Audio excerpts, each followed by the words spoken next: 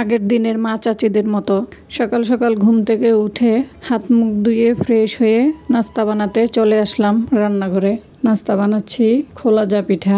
Hello everyone, আসসালামু আলাইকুম। কেমন আছেন আপনারা? আশা করছি কাছে কিংবা দূরে যে যেখান থেকে আমার ভিডিওটা দেখছেন সবাই ভালো আছেন। আলহামদুলিল্লাহ, আমরাও ভালো আছি। এই যে দেখতে পারতেছেন আমি খোলাজা পিঠা বানিয়ে নিচ্ছি। এই মাটির খোলাটা আমার ননদে বাড়ি থেকে আমার জন্য নিয়ে আসছিল। এখানের গুলা তেমন ভালো না, তাই এদিক দিয়ে চাও হয়ে গেছে, চাটাও বানিয়ে নিব। সবগুলো পিঠাই বানানো শেষ, হটপটে রেখে দিলাম, গরম থাকবে তাই। তো বানিয়ে নিলাম, সবাই মিলে নাস্তা করে নিব। যারা আমার ভিডিওটা এ পর্যন্ত দেখছেন প্লিজ একটা লাইক করবেন, সাবস্ক্রাইব করে আমার পাশেই থাকবেন। দয়া করে পুরো ভিডিওটা দেখবেন, স্ক্রিপ্ট করবেন না মোটেও।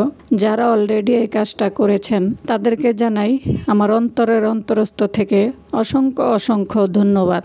খোলাজা পিঠা গোস্ত দিয়ে ভালো লাগে, আর আমরা খাচ্ছি গুঁড়া মাছ দিয়ে। গুঁড়া মাছ দিয়েও ভালো লাগে, আমার থেকে বেশি ভালো লাগে চা দিয়ে খেতে। আপনাদের কি দিয়ে এই খোলাজা পিঠা খেতে ভালো লাগে কমেন্টের মাধ্যমে জানাতে পারেন। এত চলে আসলাম বিছনা গুছাতে, ঘর দুয়ার গুছাতে।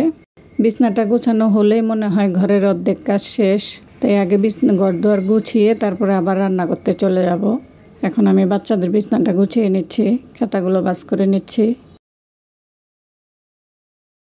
বিছনা গোছাতে গোছাতে আপনাদের কাছে একটা রিকোয়েস্ট করে নিচ্ছি, যারা আমার চ্যানেলটা সাবস্ক্রাইব করেননি দয়া করে সাবস্ক্রাইব করবেন, আর ফেসবুক পেজ থেকে দেখে থাকলে পেজটা ফলো দিবেন, লাইক কমেন্ট অ্যান্ড শেয়ার করবেন।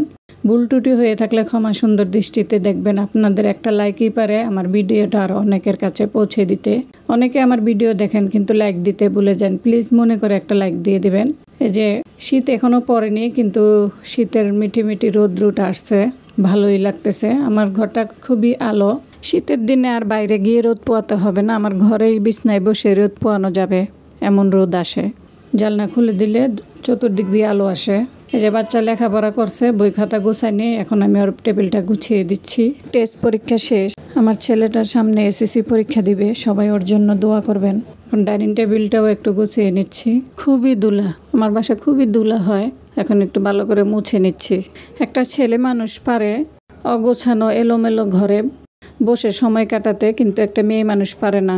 টিস্যু হোল্ডারটাও গুছিয়ে নিলাম, টেবিলটা ভালো করে মুছে নিচ্ছি। যে টেবিলটাও গোছানো শেষ। সকাল সকাল উঠে সংসারের কাজগুলো করে নিলে হাতে অনেক সময় পাওয়া যায়।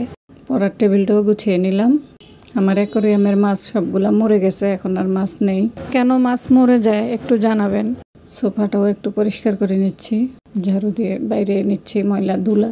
আমার বাসাটা রাস্তার পাশে তো, তাই ধুলাবালি বেশি, কিছুক্ষণ পর পর পরিষ্কারই করতে হয়।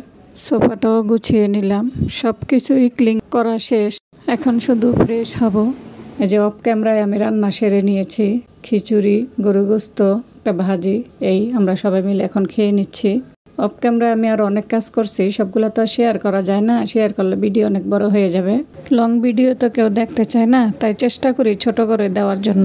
এখন সন্ধ্যাবেলা নাস্তা বানিয়ে নিলাম, ফুচকা। বাসায় ফুচকা বানিয়েছি, অবশ্য ফুচকা প্যাকেট কিনে আনছি। আর যা যা লাগে, টক আর ডাইলের ইয়েটা বানাতে, পুরটা বানাতে যা লাগে সব ঘরেই করলাম আর কি। এখন আমরা সবাই ফুচকা খেয়ে নিচ্ছি। কে কে খাবেন আসতে পারেন, সেই স্বাদ। ভিডিওটা আর বেশি বড় করব না, আমরা খেতে খেতে আপনাদের কাছে বিদায় নিয়ে নিচ্ছি। আপনারা সবাই ভালো থাকবেন, সুস্থ থাকবেন, নিজেদের যত্ন নেবেন, আমাদের জন্য দোয়া করবেন। আল্লাহ হাফেজ, আসসালামু আলাইকুম।